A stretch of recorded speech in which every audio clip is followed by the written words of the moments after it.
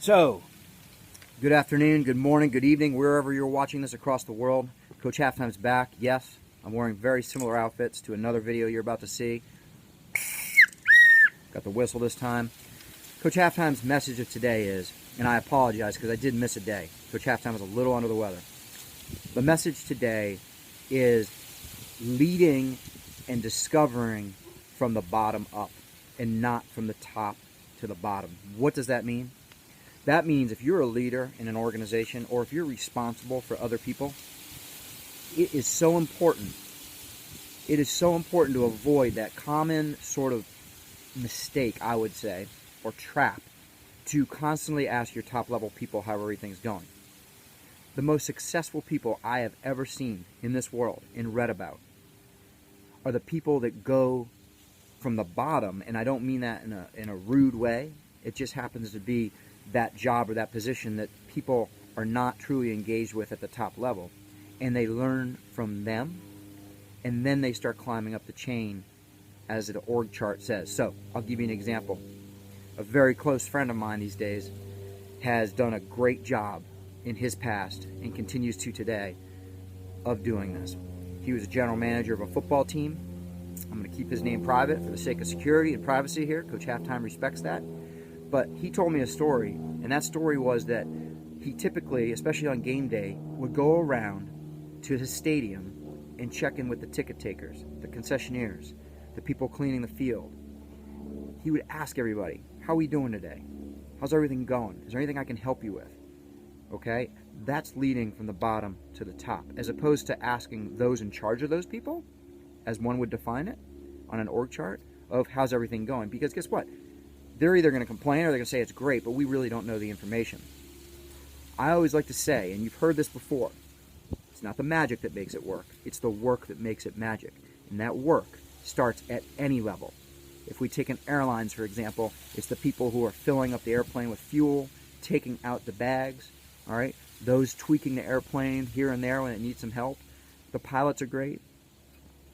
But seriously, it's all those people that make the full team. So my challenge to you is, if you're in an organization, no matter what your role is, have you gone and spoken to the people that usually are not asked for their opinion and said, how are things going? What's one thing I could do to help you in this job or position? What's one tool that we could get in here? You never, never, never know. Disney, famous for doing this.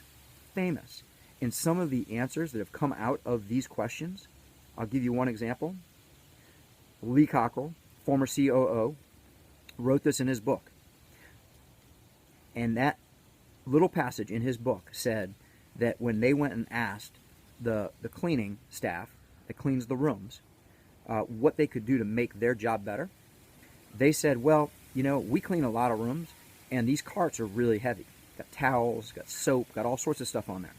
So it would be, I know, a miracle, and it would be unbelievable and probably completely completely out of realm to think this is going to happen. But they said, geez, wouldn't it be great if there was a little engine on there, a little motor that helped us push the carts?